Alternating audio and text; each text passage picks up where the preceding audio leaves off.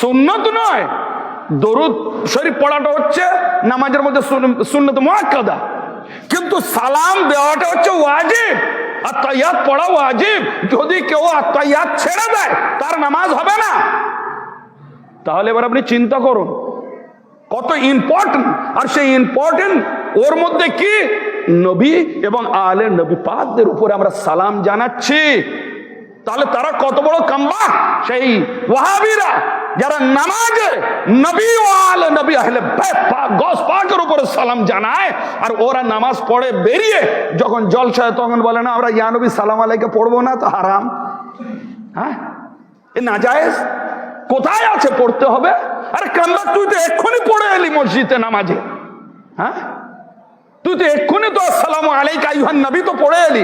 আসসালামু আলাইকা আইয়ুহান নবী আরবি, এটা বাংলা করলে এটাই দাঁড়াবে ইয়া নবী সালামু আলাইকা।